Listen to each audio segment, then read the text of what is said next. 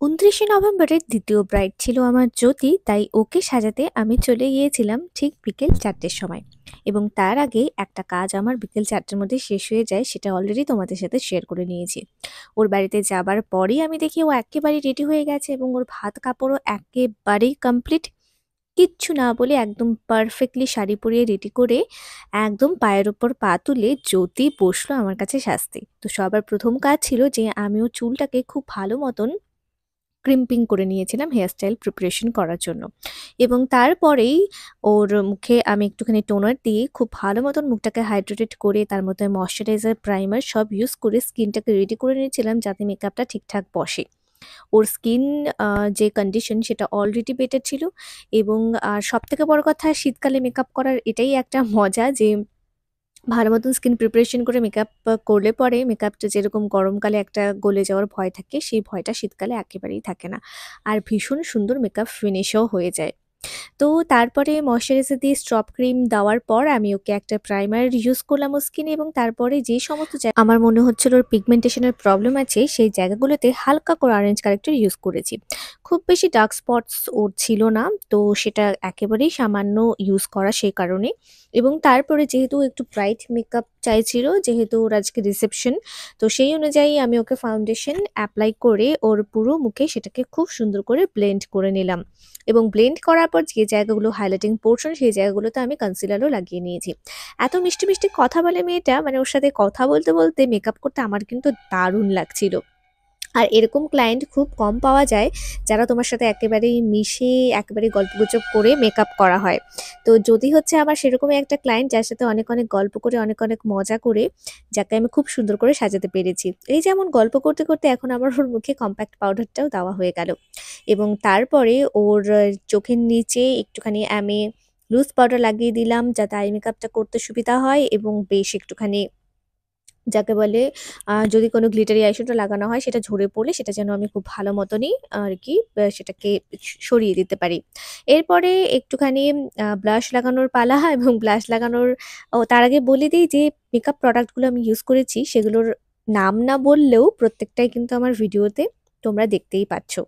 তো কোনটা যদি কোনো কিছু জানতে ইচ্ছা হয় তোমরা অবশ্যই আমাকে কমেন্টে জিজ্ঞেস করতে পারো। এরপরে নাকটাকেও একটুখানি ভালো মতন ভাবে কন্ট্রোল করে নিলাম। এরপরে ইউজ করছি হাইলাইটার। তো আমি আজকাল বেশ পিঙ্ক কালারের হাইলাইটারটা খুব বেশি পছন্দ করছি। তো সব ব্রাইডদেরই আমি গোল্ডেন আর পিঙ্ক মিক্স করে কিন্তু লাগিয়ে দেওয়ার চেষ্টা করি। এরপরে যেহেতু ওর কম্বোটা কিছুটা ক্রিম হোয়াইট অ্যান্ড মেরুন কালারের মধ্যে ছিল, তো আই মেকআপটাও বলেছিল আমাকে খুব গর্জিয়াস এবং একটুখানি যেন ম্যাচিং থাকে সেটাই করতে। তো আমি সেই জন্য একটুখানি মেরুনিশ কালার দিয়ে ১ম এ ক্রিজ লাইনটা করে তারপর মিডল পোরশন এ একটুখানি হোয়াইটিশ শিমারি ইউজ করেছিলাম যাতে মেকআপের সাথে, মানে সরি, ড্রেস আপের সাথে চোখের মেকআপটা যেন কিছুটা সিমিলারিটি থাকে। এবং এরপরে মাঝখানে দেখো অলরেডি আমি শিমারটা লাগানো শেষ। আর তারপরে সেটাকে একটুখানি ভালো মতন ফিনিশিং দিচ্ছিলাম।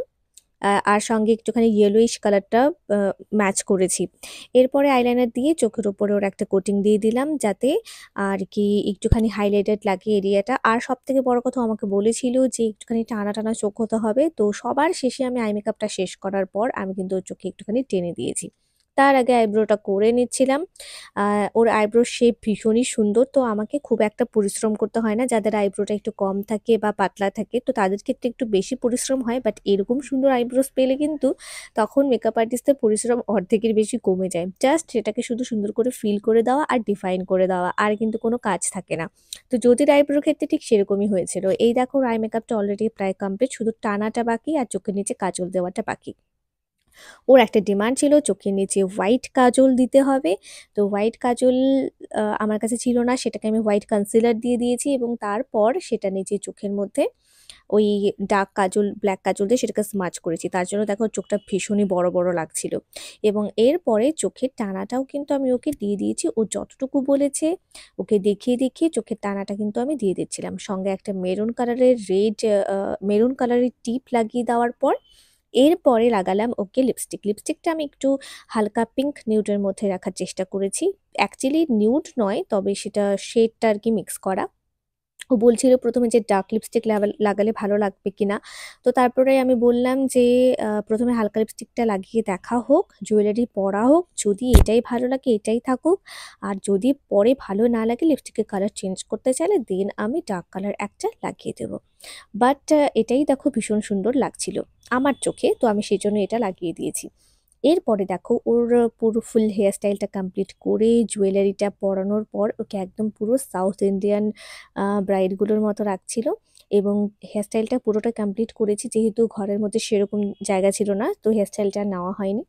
এরপরে ওকে আমি একটুখানি কলকাও করে দিয়েছি। ও ডিমান্ড ছিল কি কলকাটা খুব সুন্দর করে করে দিতে হবে। আর নাকেরটা পরার দেখা একেবারেই জমিদার বাড়ির বউয়ের মতো কিন্তু ওকে লাগছে। আর এরপরে হালকা গ্লিটার, আমি একটুখানি সপারেলের গ্লিটার, যেটা জাস্ট একটুখানি শাইনিং দেওয়ার জন্য সেটা ইউজ করেছি। ক্যামেরাতে কতটা বোঝা যাচ্ছে আমি জানি না, কিন্তু এটা কিন্তু অরিজিনালি ভীষণ ভালো মতন বোঝা যায় আর সামন থেকে ভীষণ সুন্দর লাগে। তো ক্যামেরা কতটা ক্যাচ করতে পারে আই ডোন্ট নো। এই হচ্ছে জ্যোতির প্রায় ফুলফিল লুক। এরপরে ওর কলকাটাও আমার করা হয়ে গেছে এবং ওর আরেকটা ডিমান্ড ছিল স্পেশাল কি ভ্রুর দুপাশে ছোট্ট ছোট্ট দুটো কলকা করে দিতে হবে, এবং সত্যি সেটা করার পর ওকে ভীষণ সুন্দর লাগছিল। এবং তারপর এটা করার পর ও একটুখানি নিজেকে সামন থেকে দেখেও নিয়েছে যে আলটিমেটলি কেমন লাগছে। তো এই হচ্ছে জ্যোতির full and final look, almost complete. তো আমি একটুখানি ভিডিও করে নিয়েছি ওর লুকটার। তো তোমাদের যদি ভালো লাগে জ্যোতির এই লুকটা, তাহলে please to subscribe to my channel এবং আমার ফেসবুক পেজটাকেও কিন্তু ফলো করতে একেবারেই ভুলে যেও না। মানে কমেন্ট করে জানিও যে ওর লুকটা তোমাদের কেমন লাগলো। এরকম নিত্য নতুন ভিডিও আমার চ্যানেলে কিন্তু আসতেই থাকে। এবং তার আগে চলো তোমাদেরকে ওর পেছনের খোপার ভিডিওটা আরেকবার দেখিয়ে দিই। একেবারে পিঙ্ক কালার গোলাপ আর জিপসি দিয়ে পুরো মাথা ভর্তি ফ্লাওয়ার বান আমি করেছি। বলেছিলাম না আমার সব ব্রাইডদের কিন্তু এবার একটা একটা স্পেসিফিকেশন বা বলতে পারো একটা স্পেশালিটি, যে এরকম ফ্লাওয়ার বান ওরা করতে খুব ভীষণ ভালোবাসে। তো জ্যোতির লুক তো কমপ্লিট, এরপরে কোনো একটা লুক নিয়ে তোমাদের সঙ্গে খুব তাড়াতাড়ি দেখা হবে। চলো টাটা।